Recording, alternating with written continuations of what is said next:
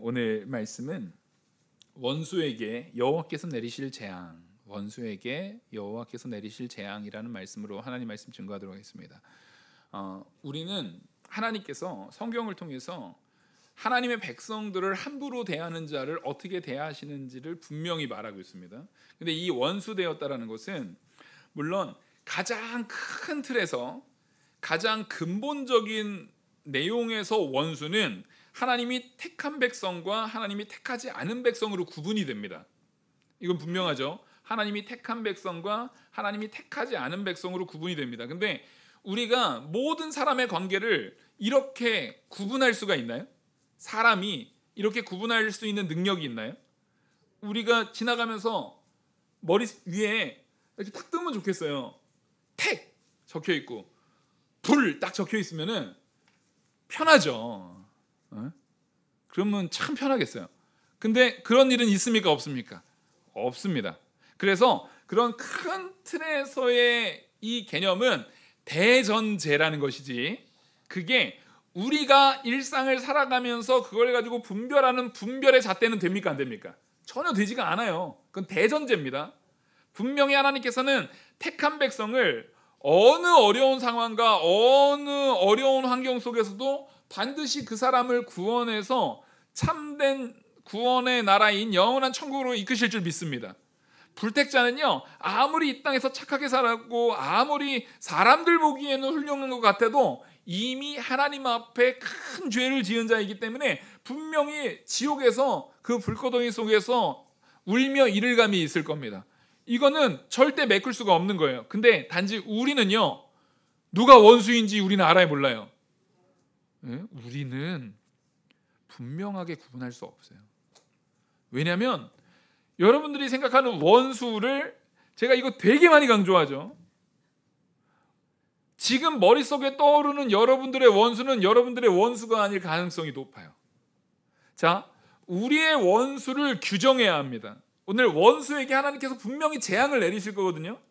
원수에게는 하나님께서 분명히 재앙을 내릴 겁니다.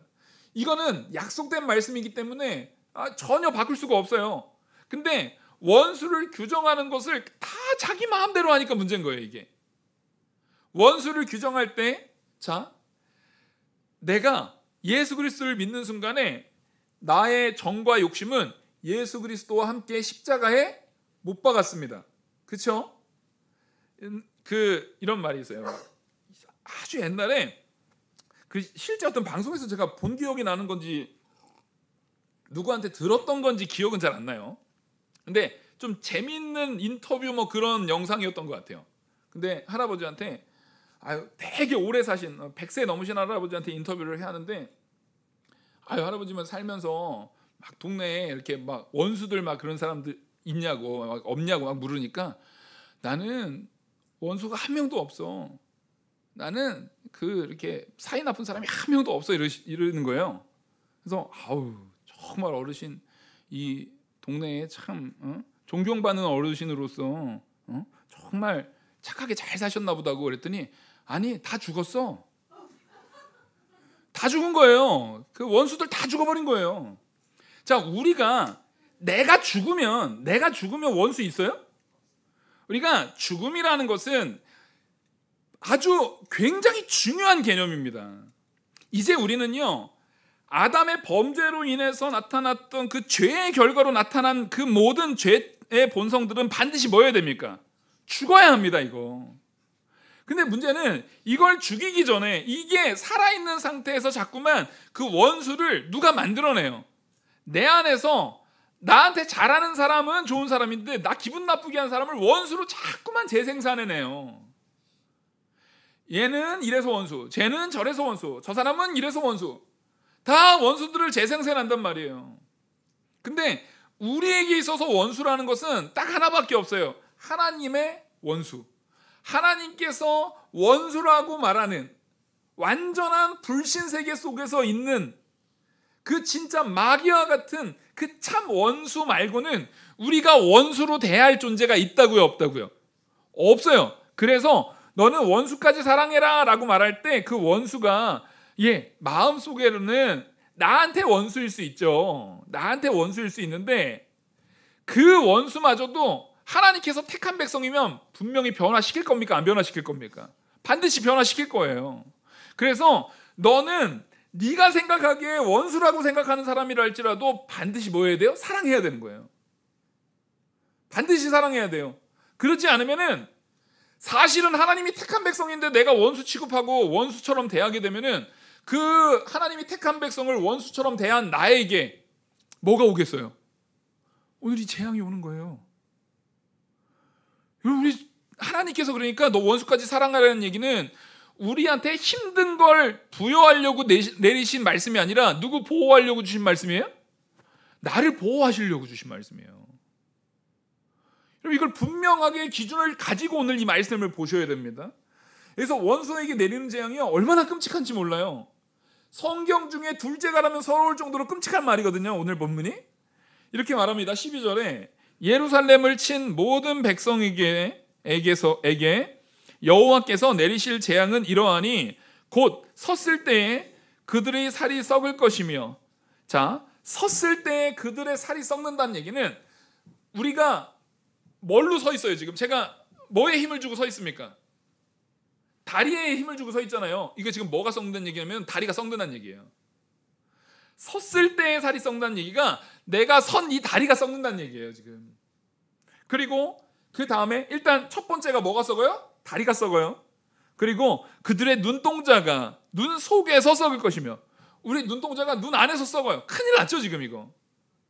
자, 이런 일들은 지금 차라리 죽은 사람이 썩는 거면 괜찮은데 내가 살아있는, 섰을 때라는 얘기는 지금 어쨌든 생물학적으로 육신이 지금 살아있는 상태예요? 죽어있는 상태예요?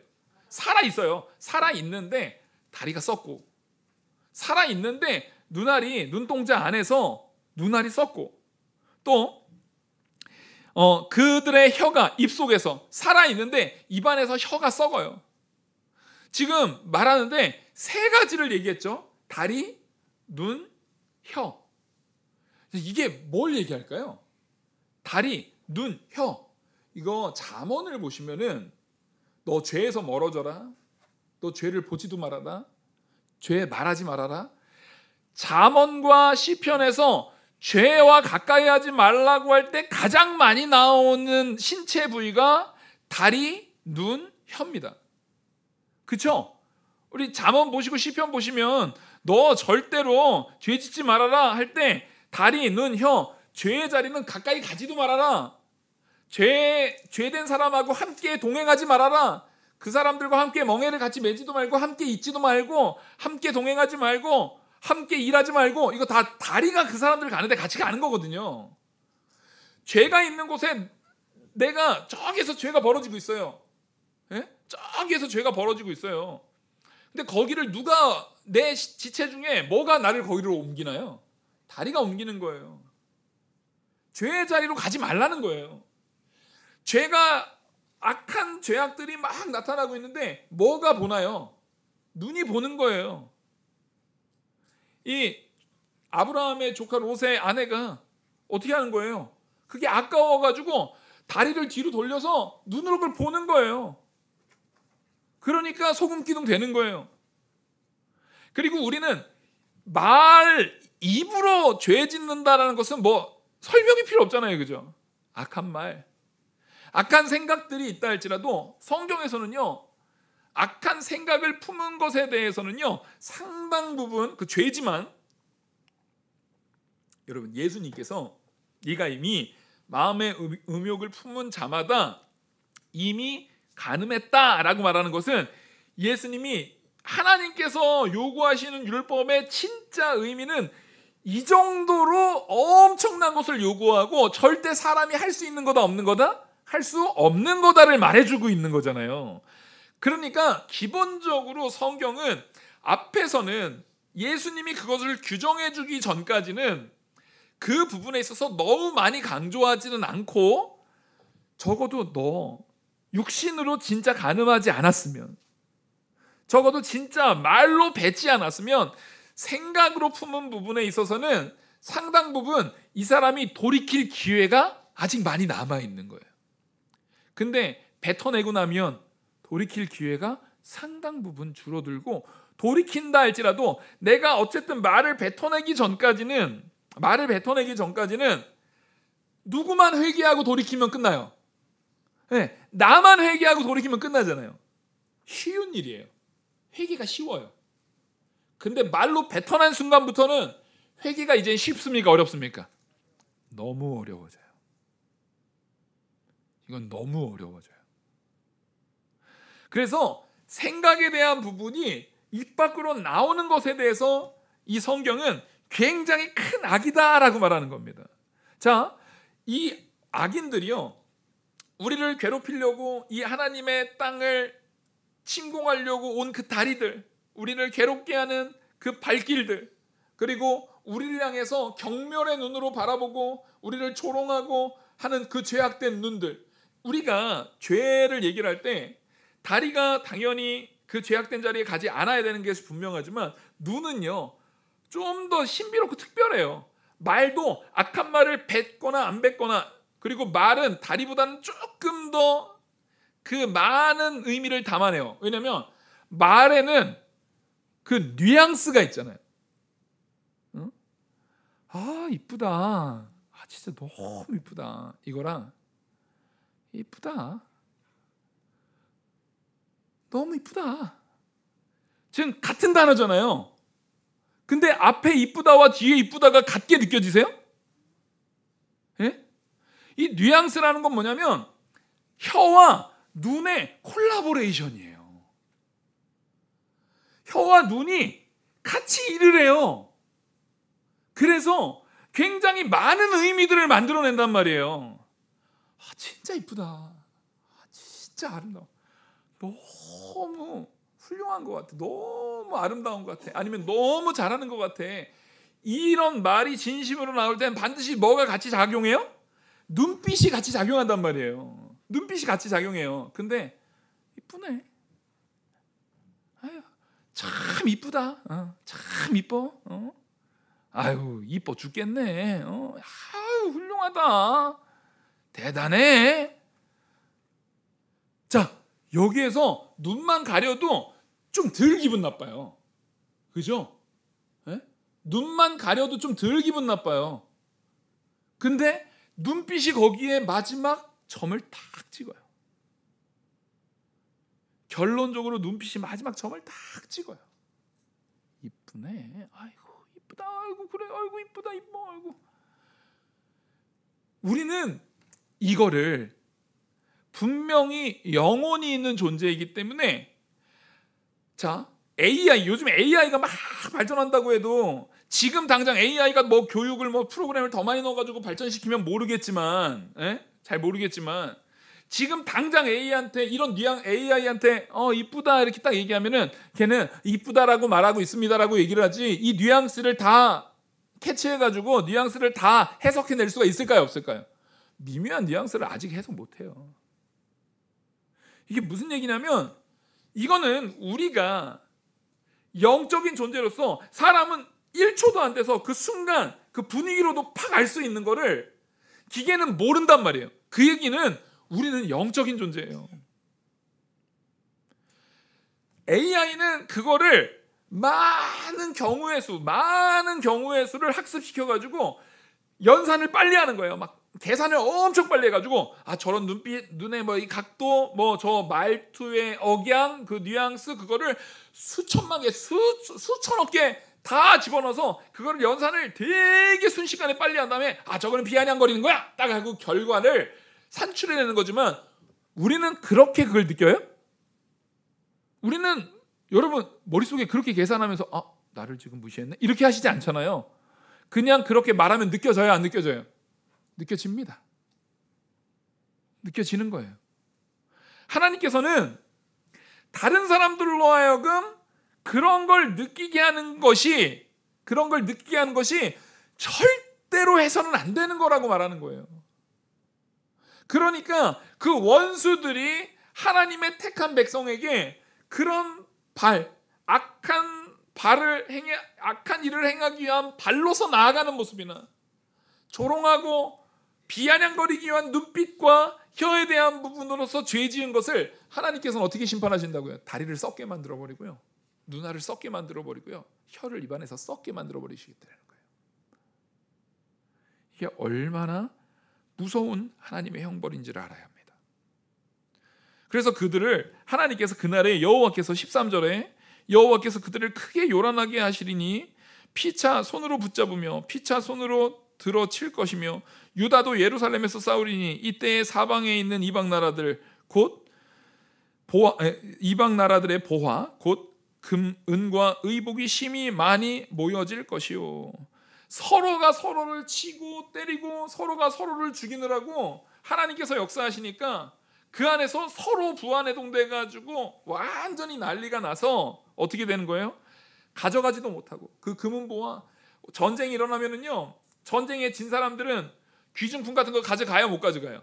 못 가져가요. 이게 무슨 얘기냐면 옛날에는요, 요즘처럼 은행에서 철저하게 딱 보호해주는 그 금고가 있어요, 없어요? 없어요. 옛날에 전쟁이 나면은 전쟁으로 다니면서 전쟁을 하면서 자기한테 생긴 귀중품들을 그 군인들이 어디다 맡겨놓고 다닐까요? 다 가지고 다닐까요? 다 가지고 다닙니다. 그럴 수밖에 없어요. 어디다 맡겨놓을 건데요? 저기 한국은행에다 맡겨놓을 거예요? 스위스은행에다 맡겨놓을 거예요? 어디다 맡겨요? 전쟁 중에? 누가 맡아줘요? 그 사람은 어떻게 믿어요? 믿을 수 있는 사람이 있어요, 없어요? 없어요. 가족에게 놔둬요? 전쟁 중에 가족이 약탈당하면 어떻게 해요? 그래서 전쟁이 나면 각 막사에 자기 몸에 다 치렁치렁 지니고 다니는 거예요. 근데 전쟁 중에 패하면은 당장에 몸이 살기 위해서 그런 거 다 가지고 못 도망가는 거예요. 무겁고 이런 거 다 놔두고 가는 거예요. 그게 전쟁의 귀중품들이 남는 이유예요, 그런 게. 그런 것처럼 이게 다 남았다는 얘기는 하나님께서 완전히 이겨버렸다는 얘기입니다. 전혀 의심의 여지 없이 완벽하게 이겨가지고 그들이 감히 그걸 가져갈 생각 자체를 한 거예요, 못한 거예요? 아예 하지도 못한 겁니다. 아예 하지도 못하게 도망가게 만드는 거예요. 근데 도망가봤자 뭐예요? 하나님이 그 다리를 썩게 만들 건데, 하나님이 그 눈알을 썩게 만들 건데, 하나님이 그 혀를 썩게 만들 건데, 이런 형벌들이 이런 형벌들이 우리는 근본적으로 이렇게 생각해야 됩니다. 그래, 하나님의 내가 싫어하는 사람이 있어요. 내가 미워하는 사람이 있어요. 근데 어느 날 공교롭게도 내가 미워하는 사람이 아주 병 걸려요. 그러면 마음에 놀랬다가도 저봐, 저렇게 나쁘게 사니까 저렇게 병 걸렸지. 여러분, 이거 되게 위험한 말이에요. 그 사람이 나쁘다라는 것은 누구와의 관계 속에서 나쁜 거예요? 자기하고 관계 속에서 나쁜 거예요. 네? 자기하고 관계 속에서 나쁜 거라고요. 그 사람이 느낄 때 나도 나쁜 사람일 수 있어요, 없어요? 나도 나쁜 사람일 수 있어요. 근데 우리는 그러면 내가 병 걸리면 내가 누구 원수여가지고 벌로 병 걸린 거예요? 자기가 병 걸렸을 때는 그렇게 생각 안 하는데 왜 유독 내가 싫어하는 사람이 병 걸리면은 그거는 벌 받은 거예요? 이건 이 판단 자체가 지금 누구 기준입니까? 자기 기준이라니까요. 그래서 처음 서두에 말씀드렸어요. 원수가 누구냐는 거예요. 따라하겠습니다. 성도는 스스로 원수를 규정하지 말아야 한다. 우리는 스스로 원수를 규정하는 존재들이 아니에요. 목사님, 그래도 저 신천지 2만이는 그렇게 극단적으로 갈 필요가 뭐가 있어요? 근데 우리는 너무 신비로우신 하나님의 역사 가운데 우리가 알 수 없는 것은 거의 이만희 수준으로 완전히 폐역한 그 이단의 교주 같은 사람도 완전히 종교적으로 가장 극단적인 극렬파에 있던 사람도 하나님이 역사하시면 변화될 수 있어요, 없어요? 변화될 수 있어요. 그 대표적인 사람이 누구라고요? 사도 바울이에요. 그 대표적인 사람이 사도 바울이에요. 예수 믿는 사람들을 잡아 죽이려고요, 자비량으로 자기 시민권, 자기 권한, 자기가 가지고 있는 모든 역량을 동원해 가지고 직접 그 번거로운 일들을 다 행할 뿐만 아니라 사내들인 공회에 가지고 아예 공증, 이 말 그대로 그 일을 한다라는 증표까지 받아가지고 해외, 당시에 해외 간다는 얘기는 목숨 걸고 가는 거죠. 그 정도로 열심히 했던 사람인데 주님이 만나면 변화되는 거예요. 그러니까 우리는 그런 사람이라 할지라도 아유 저런 놈은 안 돼, 이런 거 우리의 입에서는 함부로 말할 수가 있어요, 없어요? 없어요. 분명히 원수께서, 아니 하나님께서 원수에게 이런 재앙을 내리실 건데, 근데 우리는 그 원수를 내 기준으로 규정하면 안 된단 말이에요. 여러분들이 내 마음에 내 기준으로 누군가를 원수로 규정하잖아요. 그러면 그 사람을 바라볼 때 아까 말했듯이 내 발, 나의 눈, 나의 입이 더러운 죄악으로 분명히 드러날까요, 안 드러날까요? 드러나죠. 누굴 내가 원수를 규정했어요. 지나가다 그 사람 딱 보면 다리가 일단 확 돌 거예요. 꼴보기 싫어서 다리가 딱 돌 거란 말이에요. 눈으로 안 쳐다볼 거예요. 혹 눈을 마주쳐야 되면 눈을 흘길 거란 말이에요. 다른 사람한테 그 사람 얘기할 때 아유 그 사람 완전 나쁜 놈이야. 그 몹쓸 인간이야. 자, 이 삼박자가 너무나 잘 맞죠? 내가 누군가를 원수로 규정했을 때 이거 누가 가르쳐줬어요? 여러분 과외 받으셨죠? 여러분 원수를 대하는 발, 눈, 혀 해가지고 우리 교육 받나요? 조기 교육이 중요해요? 어린이집에서부터 유치원 때부터 아무도 안 가르쳐줘도 애들이 그렇게 잘하는 게 남 미워하고 시기하고 질투하고 싸우는 거잖아요. 하다못해 갓난 애기인데 이제 한 돌 갓 지나는데 걔가 동생 생겨요. 동생. 이제 막 돌 지나는데 동생 생기면 이제 돌 지나네. 얘도 응애 하고 얘도 우유 먹는 애인데 입에 우유 빨면서 자기 동생 시기해 안 해요. 그죠? 어디에서 배워왔어요 얘? 엄마가 뱃속에서 태교할 때부터 너는 세상 나쁜 애야. 나오면 시기 질투하고 더럽게 살아야 돼. 눈 흘기는 거. 자, 엄마가 시범 보여줄게 이러면서 막 여기 시범 보여요? 우리 그런 거 안 해요. 근데 기가 막히게 우리는 그래요. 갓난 애기인데도 그래요. 그러면 그 시기 질투하는 그 이제 돌 지난 아이한테 갓난장이 동생은 원수예요. 원수처럼 대하는 거예요. 형제들끼리 서로 원수처럼 대하는 일을 우리는 너무나도 어렵지 않게 봅니다. 그러면 내 형제가 쫄딱 망해야 되죠. 그 다리 썩어버리고 그 형 그거 눈알 썩어버리고 그 혓바닥 썩어버리고 그래야 됩니까? 여러분 우리가 원수를 규정해서는 안 돼요. 그리고 내가 누군가를 원수로 대하잖아요. 그러면 그 상대방도 느낍니까 안 느낍니까? 느낀다니까요. 그 상대방도 알아요.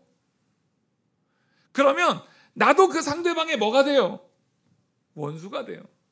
그래도 나는 믿는 사람이고 저 사람은 그러고 보니까 저 사람도 믿는 사람이네. 어떻게 할 거예요? 그럼 하나님 누구 편 들어줘야 돼요? 지금 누가 11조 많이 하나 보자. 야 지금부터 이제 배틀 붙는 거예요. 이제 누가 더 11조 많이 하나? 너 11조 많이 하니까 네가 더 착한 애다. 네가 그래도 주일 성소 더 잘하는구나. 네가 더 착한 애다. 네가 봉사 더 많이 하는구나. 네가 더 착한 애다. 하나님께서 이렇게 편듭니까? 아닙니다. 여러분 둘 다 벌 받아요. 둘 다 벌 받습니다. 이게 근본적으로는 아까 말했듯이 대전제로서는 분명히 택자와 불택자, 하나님께서 이 형벌을 이 땅에 있는 사람이 아니라 불택자가 영원한 지옥에서 받을 형벌로서 말씀하시는 게 대전제로서 이게 정답입니다. 근데 우리가 누군가를 원수로 대할 때 하나님께서는 그 원수로 대하는 자에게 절대로 그냥 넘어가시지 않아요. 또한 내가 누군가를 함부로 대할 때 그 사람이 진짜 들어야 되는 거, 제가 지난번에도 이거 되게 강조했어요. 스가랴가 이 말씀을 되게 강조하고 있어요. 뭐냐면 그 상대방이 성도면, 그 상대방이 하나님에게 귀히 쓰임받는 자면, 하나님의 일에 정말 열심히 충성되게 쓰임받고 있는 사람이라고 한다면 함부로 대하면 된다고요? 안 된다고요? 큰일 나는 거예요. 이거 각오하셔야 되는 거예요. 엄청나게 두려운 각오를 하셔야 되는 거예요. 이게. 성도를 내가 비아냥거리는 눈빛으로, 비아냥거리는 말투로, 비아냥거리는 태도로 대하시는 것은 정말 위험한 행동이에요. 정말 해서는 안 되는 행동이라는 거예요. 그들이 아무리 많은 것을 가지고 있었어도 소용이 없다니까요.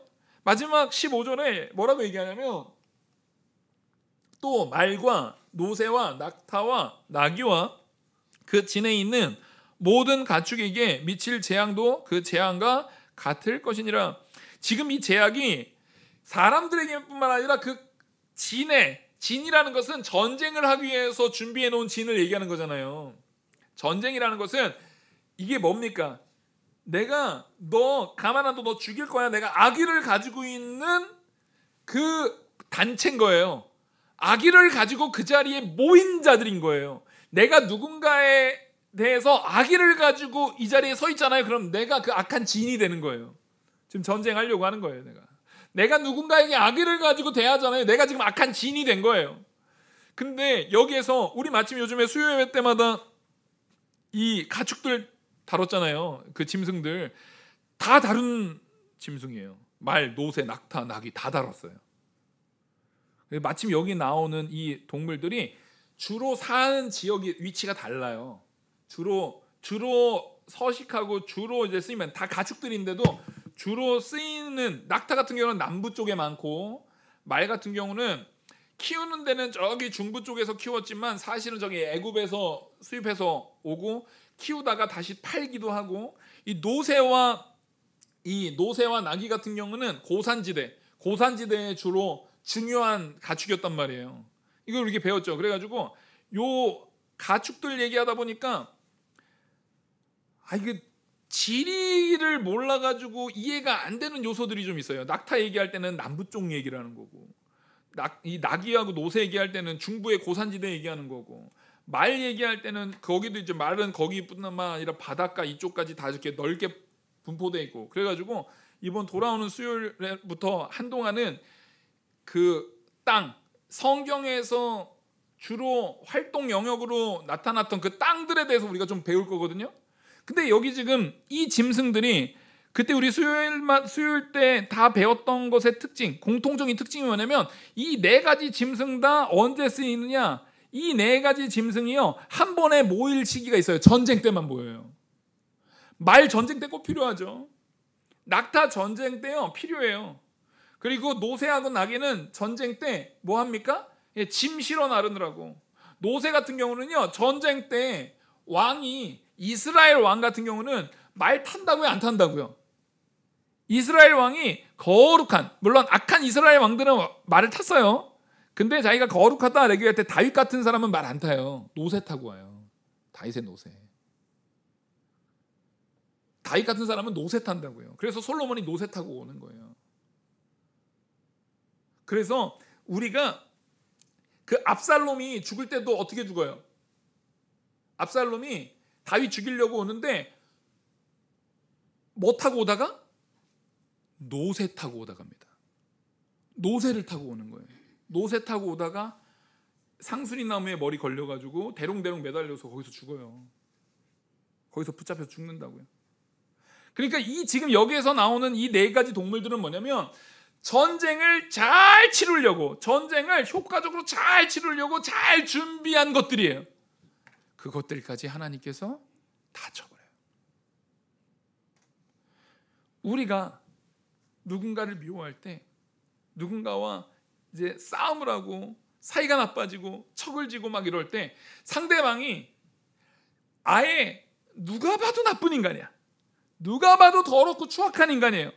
정말 뭘 생각할 것도 없이 저 사람은 무조건 나쁜 인간이에요. 그런 경우에는 내가 그 사람과의 이 냉전을 하려고 막 준비를 합니까, 안 합니까? 준비를 안 해요. 근데 여러분들이 살면서 누가 봐도 나쁜 인간을 그렇게 쉽게 만나십니까? 응? 저 사람은 우주괴물 몬스터예요, 막 이런 사람 쉽게 만나요? 그런 사람은 별로 없어요. 그래서 우리는 누군가 사이가 나빠지는 순간에 자꾸만 뭘 합니까? 조사하기 시작해요. 갑자기 탐정들이 돼요. 저 사람은 요게 나쁘고 저 사람의 나쁜 점들을 막 발견해내기 시작해요. 친하지도 않는데 그 사람 SNS 막 타고 들어가면서 이거 막 과소비하는 사람이 이런 거 올리고 이제 나쁜 사람이야 이런 걸 막 끄집어내요. 아니 안 보면 되지. 관심 끊으면 되는데 계속 그 사람의 나쁨을 자꾸만 마음속에서 재생산해요. 막 만들어내요. 나중에는 상상의 나래를 펼쳐가지고 있지도 않은 사실까지 막 만들어내요. 막 만들어내요. 그게 우리 안에 원수를 만들어내는 과정이에요. 원수를 만들어내는 과정이에요. 하나님께서는 그걸 악하게 보십니다. 그런 준비하는 것들, 그런 이 전쟁을 준비하기 위해서 여러 가지 준비했던 그런 모든 것들, 낙이, 낙타, 노새, 막 그 무기들, 이 모든 것들, 저 상대방을 내가 어떻게든 무너뜨리기 위해서 많은 걸 준비하는 거예요. 그 얘기는 둘 중에 둘 다 나쁜 요소가 있어요. 나도 그 사람에게 나쁜 요소가 있어요, 없어요? 있어요. 근데 우리는 자꾸만 뭐를 더 부각시킵니까? 상대방의 악함을 더 부각시키려고 해요. 그리고 나의 못됨은 이렇게 감추려고 합니다. 나의 나쁨은 이렇게 자꾸만 감추려고 해요. 하나님이 그걸 모르십니까? 하나님을 우습게 여기고 멸시하지 마십시오.